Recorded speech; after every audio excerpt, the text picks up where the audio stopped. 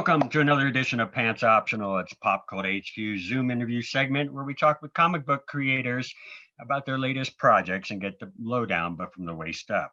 I'm Jason Bennett, Chief Editor of Pop Cult HQ. Today we have a special Kickstarter Spotlight edition of Pants Optional. My guests today are the co-writers of that project, entitled Prince of the Silent Planet, The Untold Tales of John Carter.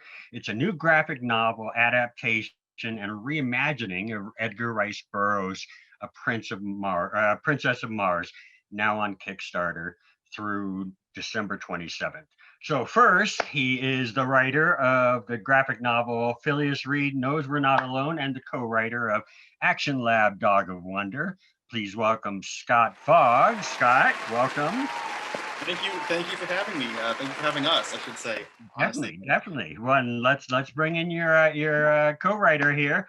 He's an experimental filmmaker and artist, as well as the director of art residency with the nonprofit art collective Level Ground. Please welcome Leslie Foster. Leslie, welcome to the show. It's so good to be on here. Thanks for having us. Definitely. Hey, I've looked over your campaign. I backed it a day or two ago. Fantastic book, beautiful visuals. For those that don't know, it's just reimagining, like we mentioned in the opening. So Edgar Rice Burroughs, A Princess of Mars, is probably known by a lot of readers of either the novel, the spin-offs, or possibly the books from Dynamite Comics with the John Carter and Days of Thor series. But in Prince of the Silent Planet, your guys' project, the two of you have kind of flipped the script and reimagined John Carter not as the white former Confederate that he is in Burroughs' novel, but as a Black veteran of the Civil War. So how did that change the dynamic in retelling of Burroughs' classic tale? That's a great question. Leslie? Yeah, I'm happy to jump in there. I think it's a fun dynamic shift because I think in Burroughs' book, John Carter comes into Mars with this kind of understanding of, or honestly, a lack of understanding of kind of what it feels like to be at the wrong end of things, what it feels like to be oppressed. He's lost a war, but he's still a white guy in the U.S. And so he comes into Mars with this idea of like, oh, here's a culture that I can figure out. And he turns out to be like really good at things on Mars and so feels pretty superior. Switching him to a Black person changes so many of those dynamics because suddenly John Carter has a lot of sympathy towards the Tharks. He's like, wait, I have a commonality here. Like, I know what it feels like to be on this end of things. And I think that while I think it keeps the curves of the story the same way, it really changes a lot of the interior dynamics in a really fun way. You have anything to add to that, Scott? No, I mean, I think that you hit the nail on the head, honestly. And that's what's so interesting to me. And when I've talked to other people,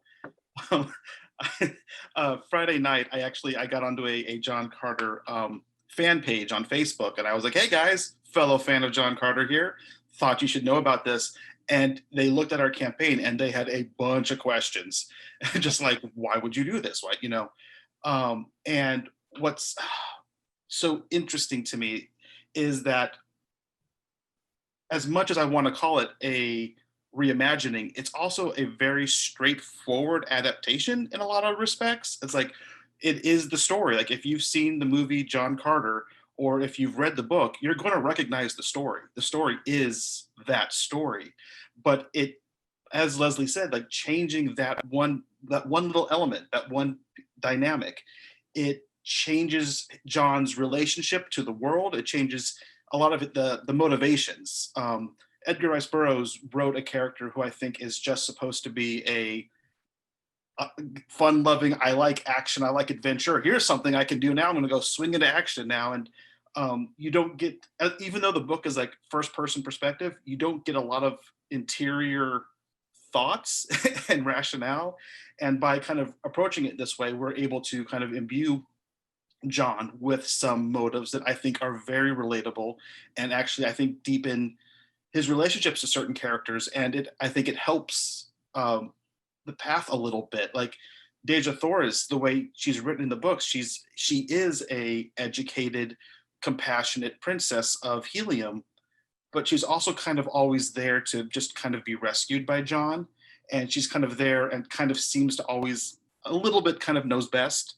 And that by introducing John in this new way, it created this really fun dynamic in their relationship.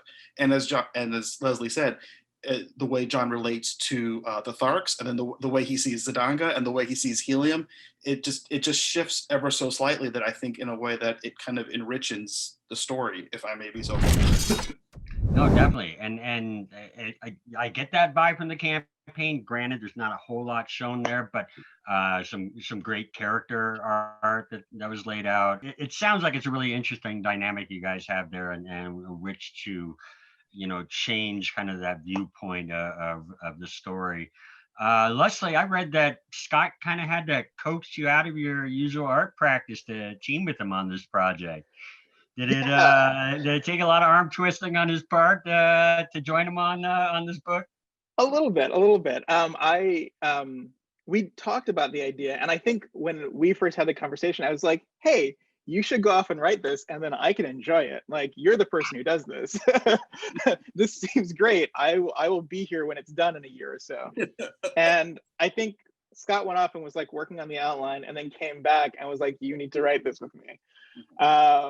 And I was like, all right, let me think about that. But I mean, as soon as he said it, like the idea was in my head. I think I'd probably been thinking about it already. So it didn't take much. It was also the summer. I'm in lockdown in LA. There's fewer and fewer things to do anyway, and I was finding that I had more space, and I thought, yeah, let's try this. Let's do this. Yeah. Nice. Leslie and I went to film school together and have always been. We had a pretty fast connection at school. And so we have been people who have always shared each other's scripts. We're always giving each other notes. We are always kind of involved with the other person's kind of what they're doing, but we have never really done anything together. And we've been looking for something. And this just seemed like the perfect project for both of us and for like what we bring to story and everything. It was like, well, we have to do this together. This is our chance. If not now, when? Yeah, that kind of relationship is a pretty good thing to have in a co-creator. It would definitely make creating that product a lot more fun and sharing that experience with each other real well. And your graphic novel, it's a full color 140 page book. I still can't believe that people can get a digital copy for $5 of it. 104. What's that? I want to make sure it's 104, not 140. No, 104. I'm sorry. Did I say 140? You did. I apologize. 104 page book. I mean, we can come up with 36 more pages if we need to. Hey, maybe stretch goals. Maybe yeah. No, for 104 pages, it's incredible for $5 digital. It's better than many publishers nowadays. But features illustrations by Kelsey Jo Silva. So, Scott, can you share how Kelsey came on board for this project? And then Leslie, could you give your take on what she brings to Prince of the Silent Planet? So when we began writing this, there were definitely, obviously these little tweaks that we were kind of making. And along with those tweaks came a lot of conversation about what's important to us about story, what's important to us about this version of John. It's not just like, oh, this is Black John Carter. This is, what are we trying to say with this John Carter, specifically as a person, as a character, as a fully fleshed individual. We kind of looked at Edgar Rice Burroughs' book and kind of said, I don't know much about his politics. I don't know much about him as a person. I just know him from his writings. So anything I say about him is not, reflective of what I think about him as a person. That being said, his worldview, I think, is a very late 19th century worldview. Like the way he describes characters, the way he does stuff, it's clear that the book was written or published in 1910. Like, okay, it is what it is.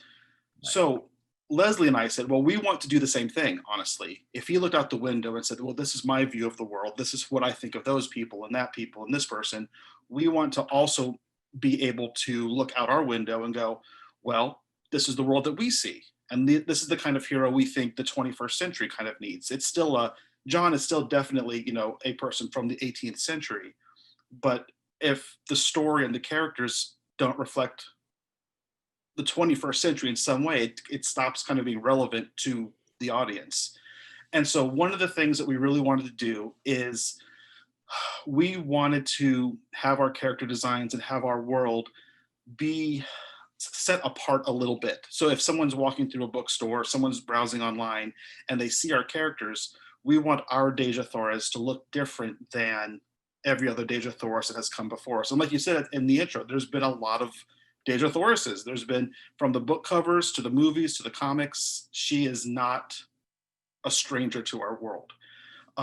And so what we kind of said was we want an artist who can create characters and create, like, when I say create characters, I mean like you look at them and you know what they're feeling, you know what you empathize with them in a way that I think sometimes kind of gets lost in certain genre. Sometimes sci-fi and fantasy, some of these action type genres and tropes, you'll kind of go, well, this person is sexy because they're big and buff. She is sexy because she is in this costume or a lack of costume. And so we wanted somebody who could approach it with us in this new way, this new perspective, to create something that was relatable, was different and new, but also very human. That was very, very important, was that the characters were grounded in humanity. Even if they're 10-foot tall green bug creatures, they still need to be something that we can kind of connect with. And so we started looking. I pulled up the hashtag, the Visible Women hashtag that Kelly Sue DeConnick started. I think she started it. I know she's kind of curated it for a while. We pulled that up, and I actually reached out to her and was like, hey, I've seen in the past where you've tweeted that you've made a spreadsheet of all these female artists in the industry. Could I get a copy of that spreadsheet? And she sent it to me. And so kind of going through that, we started looking at the different artists, because we're like, it would be nice to have in this story often lends itself to very pulpy, very cheesecake type art. And it would be nice to get away from that a little bit and have a different perspective, and not have the camera being so male dominated. And so we were going through, and we found Kelsey Jo Silva's name and her website, started reading some of the comics, her web comics that she has online, and I was like, we need to reach out to her. I like what I'm seeing here. I like what she's doing with her characters. Like there was one of her web comics was almost completely silent, but like it told a story and you 100% understood it. And I was like, that's what I want. That's what I want for our book. She's really able to bring emotion in her illustrations. Exactly. And so I shot it over to Leslie, and I said, what do you think? And Leslie, what do you think? Yeah, I mean, I fell in love with her work, and you were asking, what she brings to the project. I mean, first of all, I think let's just acknowledge, with people who've known each other as long as Scott and I have, it can be tricky to come on as a collaborator. And she was eager to jump in, share ideas, and I think that was really important for us, to not be shy about those ideas. I think she brings a great sense of scale and detail. I really love the style that she uses. And she's doing the color, and that to me is really beautiful, what she's added to the story in that way. So she has this really holistic view of the characters in the world, and can then implement her own ideas into that alongside of ours. She's not just serving our vision, she's adding her vision to that. And I think that's so important with an artist, to kind of work together in that way. And that was really exciting to see, and to get to work with her in that process. And Yeah. definitely put me to look at the campaign just to see some of her her character illustrations, or that she has set up, and of course some of the preview pages as well, that you can get an instant feel for the mood of each scene, for the whatever emotions kind of that the characters are feeling or carrying with them. It does come out in her illustrations. It's impressive. Yeah, like if you find her on Instagram or Twitter anywhere, you'll see like a lot of really amazing art, and a lot of she does a lot of fantasy, some stuff with mythology, and then a lot of just like kind of human interacting kind of pieces of art. And so she was kind of surprised, I think, when we reached out to her. And she was like, our first conversation, I think her first question was like, why me? Like, Okay. she's like, I know the story. I've seen the movie, but like this science fiction thing, this an action movie thing is kind of outside of what I normally do. And so we had this conversation about like what we want for our John, what we want for Deja, what we want for the world. And then we gave her the script and she was like, yeah, let's do this. I am on board. And so I think bringing that new, again, a new perspective, a new visual language to this genre, which is one that has been so well tread by amazing artists before us, I think was also important to try to set us apart as we move forward. I think one of my Sure. favorite moments was when she was reading the script. She started sketching before she finished the script and sent us preliminary sketches. Mhm. And Scott and I just had this moment of kind of like looking at each other over Zoom and being like, yep, that feels great. Oh, nice, nice. That's great, and it's great that she was familiar with the content too. To definitely just be able to jump right in there and work on this with you guys. Something I noticed in your campaign, which impressed the hell out of me, is seeing the level of commitment you have to this project. Not just the social media engagement or the connections you make with backers, but to ensure everything stays on track, you've established ways of staying accountable and being completely transparent throughout production, which is very commendable and especially great for something of like a crowdfunding campaign. How important was that aspect of the creation process, and how might backers notice a difference than they would with other campaigns? I have backed a lot of things on Kickstarter. I think it's a wonderful tool. Um, and as a backer, I appreciate creators who are open to their backers. It's always just a little bit frustrating or worrisome when the campaign is over and the creator disappears. You're like, is it something happening? Is everything cool? You know, what's going on? Um, Right. that's to me, I've never wanted to be that person. And like, look, it's not a great year. I don't think that comes as any surprise to anybody. And with part of this year is that, you know, like honestly, finances are kind of tight. And Leslie and I talked about that early on, going like, this is maybe not the best year to like ask people to come on board and try to help fund this book. And that's one of the reasons why we try to keep some of those pledge levels low. It's like, you know what? $5, yeah, that is honestly cheaper than you could probably get a comic book of this size anywhere. But $5 will get you a digital version of this book. You know, let's try to keep this at a low commitment or at a commitment that like you can feel comfortable doing. Right. We are so appreciative of people putting their faith in us and in this project, that we want to reward that. And so part of that then is to kind of go, now we're a team. Like you come on board, you're part of this. And um, I partially feel beholden to them because they're funding it. Like they are in a certain context, they are a little bit our boss. They're a little bit like, hey, you know, we paid you to do this. Now what's going on? And I know that's not the perfect dynamic explanation, but like that's kind of how I feel. Is like you've put your faith in me. You gave me your hard-earned money that you could have spent anywhere else. You could have put that to um, gas. You could put that to food. You could put that to another book on a different Kickstarter, or you could have just done whatever. But you chose to give that to us, and so I am going to do my best. I know Leslie is as well, and you know Kelsey. You know we've all talked about it how we are going to be transparent. So if you have questions, you know I'm willing to kind of discuss anything with. As long as we don't spoil too much. Like there's a certain part of me that always does come and go like you're going to have to wait to read it. Just trust us on this one. But when it comes to production, like I want you to know And this. and I think Yeah, I just like I want you to know like this is what we got done this week. And let's be real. All three of us have day jobs. We are all people who have bills, who have responsibilities between friends, family, and student loans that like we have to take care of. So there will be days where it's like, yeah, Wednesday was a bad day. I got off work and I crashed, you know, and I want people to know that. But on the flip side, guess what we got done this weekend, you guys?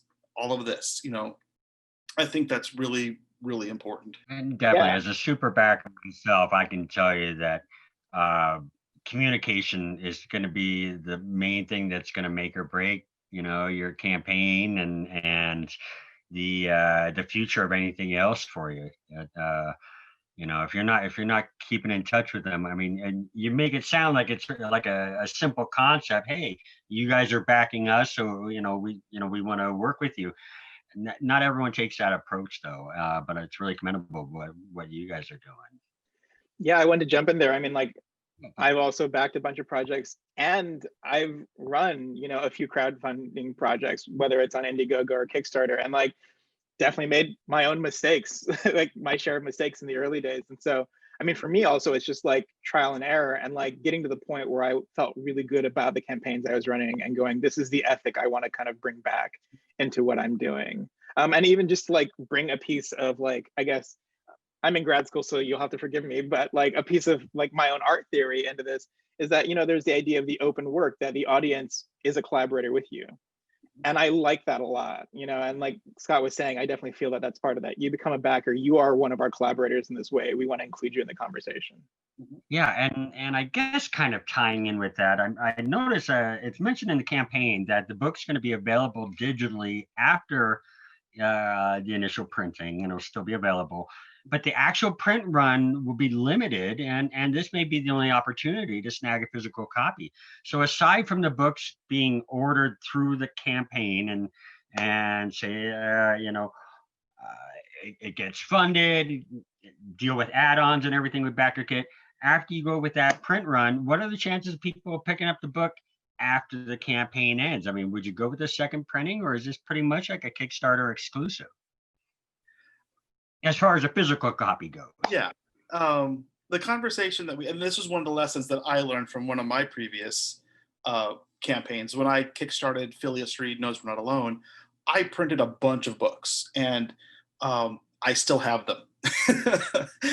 And so like they're sitting over here in a corner, and I take them to conventions, I take them to bookstores, and I've never It was on the pledge that I backed, so one of those are coming my way. So absolutely. And so like I use them, and like it's one of those things where when I first started, I was like, oh yeah, I'm going to need a bunch of copies of this so I can take them places. And the reality of it is, since I'm not, or we're not necessarily household names, that demand isn't necessarily there. Be honest, being kind of realistic about it, and so we don't need to print 5,000 of these extra ones.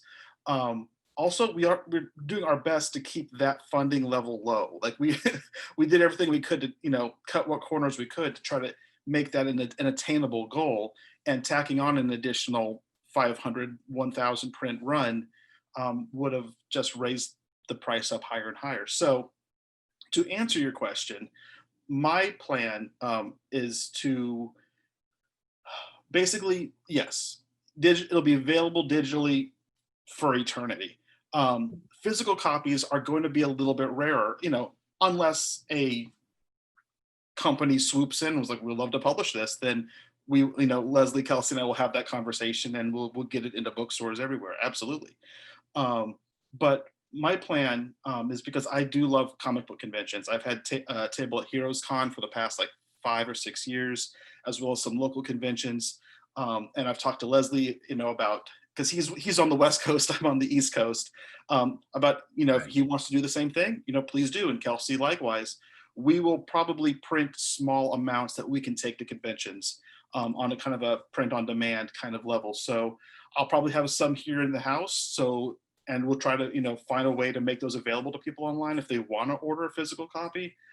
But we're not putting a lot of money into that aspect of it just yet. If the demand ends up being there, if that's something, we'll rise to that challenge, absolutely.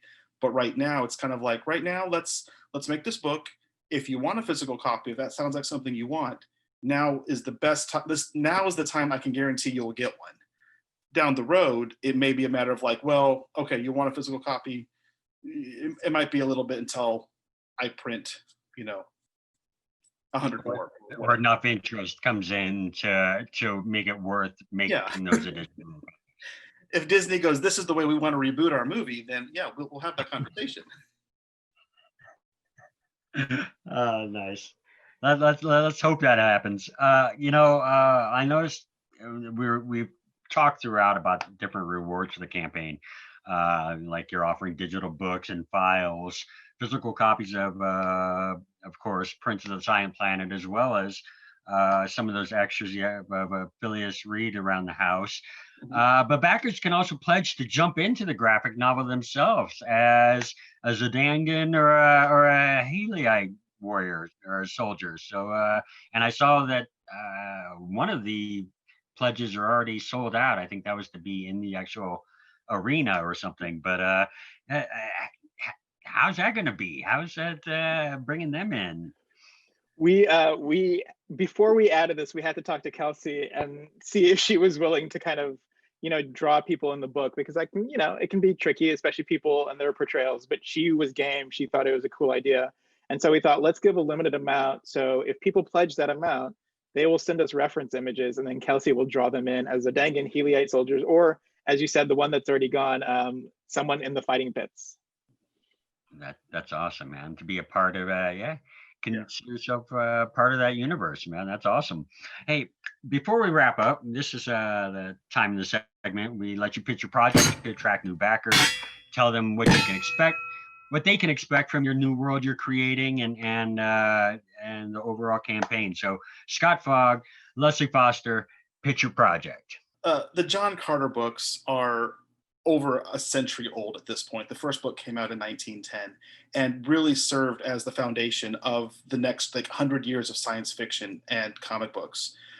When you read that first John Carter book, Princess of Mars, it's impossible not to read a story about a man who can jump tall buildings a single bound and not go, I wonder if Joel Schuster, or if the Superman creators, if they read this book and were like, yeah, I like that.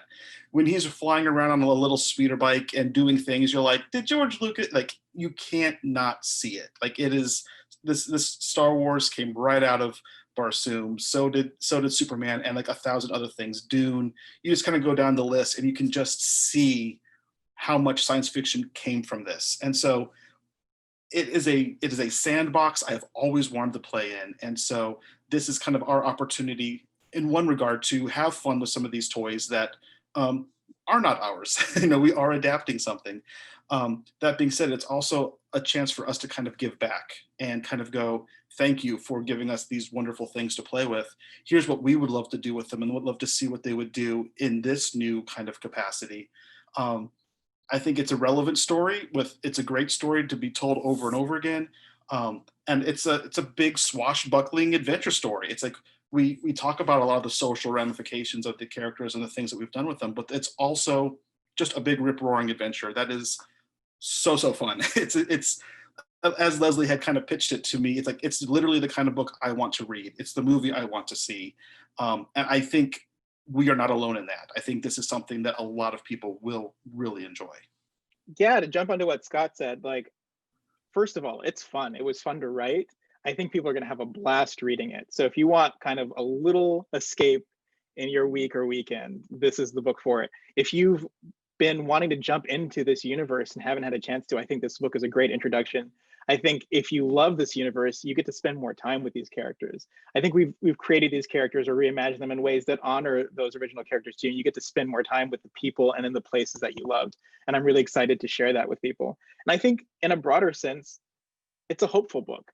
And I think this is a really good time for hopeful literature, where you get to see a world and people becoming better and experiencing better and beautiful things. And so I think for all those reasons, it's a great book to dive into. And I'm really excited to see what people think.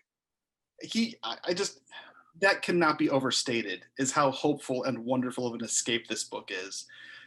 We started writing this at the middle or the beginning of the pandemic, where we're in lockdown and we don't know what the future holds for us. And there's all of this going on in the world, and to be able to write this story where somebody is able to carve out a place for their own, because they literally cannot find a place of their own on this planet. It was heartbreaking at times to kind of acknowledge that, but then also just so hopeful and so wonderful to see a story like this, and the way it ends. It's Don't give it away. It feels weird. It's so good. Like You have writing. to back the campaign to find out how it ends. It's that Yeah, good. yeah. Come back it. Hey, thank you guys. Go check out Prince of the Silent Planet, The Untold Tales of John Carter. Back the campaign.